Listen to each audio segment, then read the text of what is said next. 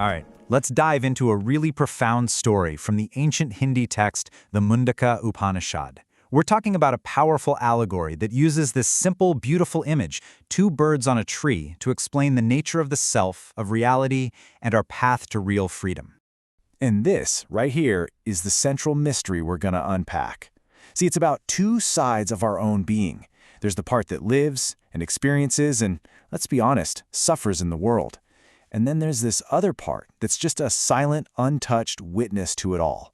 So what separates them? And maybe more importantly, what brings them together? So, the story kicks off with this really mystical vibe. Just imagine a single massive tree that represents, well, all of reality. And on this tree, there are two birds, totally inseparable. They look identical, but how they experience the world couldn't be more different. Okay, so to really get this parable, first we've got to understand the stage it's all happening on. This is not just any old tree. It's a huge symbol for the universe itself, and its nature is absolutely key to the whole story. This is the Pipala tree, the tree of life. And what's so wild is how it's described as being upside down. Its roots are up in the heavens, pulling life from some higher, unseen reality, while its branches reach down into our world, the material world. And the fruits it grows? Well, they're the ups and downs of life, the sweet taste of joy and the unavoidable bitterness of sorrow. And here they are, our two main characters. But you know, they're really two parts of all of us. On one side, you've got the eater, the jiva. Think of this as our ego, always restless, impulsive, totally attached to the way things turn out, just riding that wild roller coaster of joy and pain. And on the other side, that's the watcher, the Atman, or the higher self. It's calm, it's detached, and exists completely outside all the drama. Two sides of the same coin, sitting on the very same branch. Now, the story really zooms in on the eater bird at first, and for good reason. Its journey is basically the human condition, right? A soul that's kind of trapped in this endless cycle of worldly experiences, a cycle most of us know pretty well.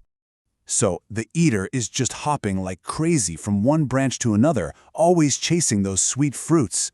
It gorges on wealth, on love, on power, and for a moment, it feels amazing. But here's the catch. For every sweet fruit on this tree, there's a bitter one waiting, and sooner or later, it's going to taste the pain of loss, of failure, and of despair.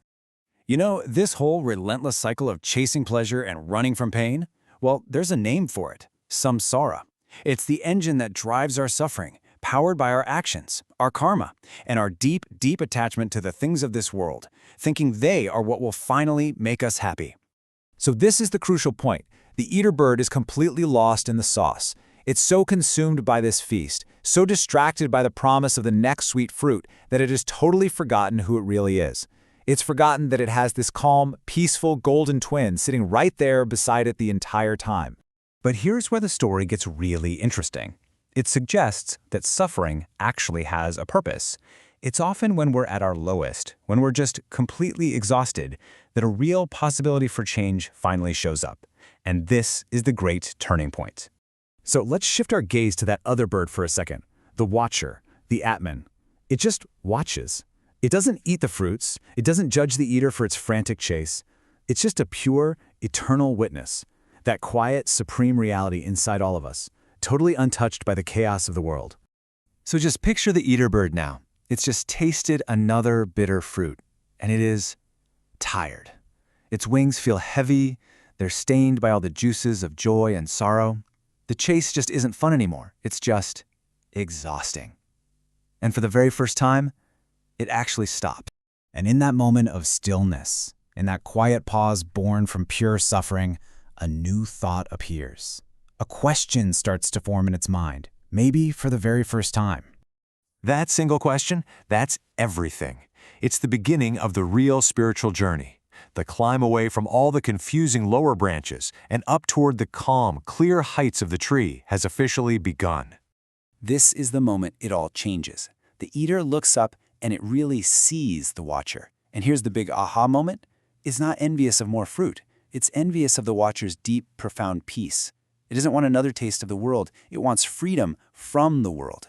And that deep desire for peace is what starts the climb. First, there's that glimpse, that initial look upwards that makes you question everything. Then comes a conscious choice to turn away from the fruits, to stop looking for happiness out there. This leads to shedding the ego, that little I that's so attached to winning and losing. And as all these layers start to fall away, the eater just naturally gets closer and closer to the watcher.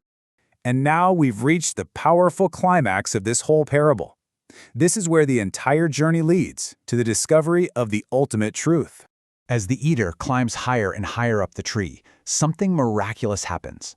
The space, the separation between the two birds, just dissolves.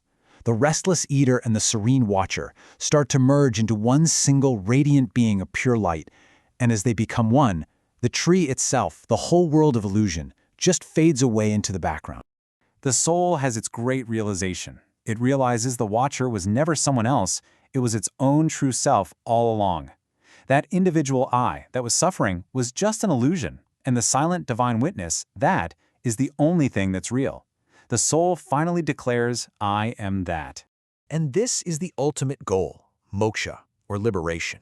We're talking complete freedom. Not just freedom from pain, but freedom from the whole game of chasing pleasure and running from pain. It's the end of the roller coaster. It's the end of sorrow, for good. So this ancient story doesn't end with a neat little answer. It ends with a question that it turns right back around on us. In your own life, right now, in this very moment, which bird are you? Are you the restless one, hopping from one desire to the next? Are you starting to notice that silent, peaceful watcher within? The parable suggests that the greatest journey we'll ever take is the climb from one to the other.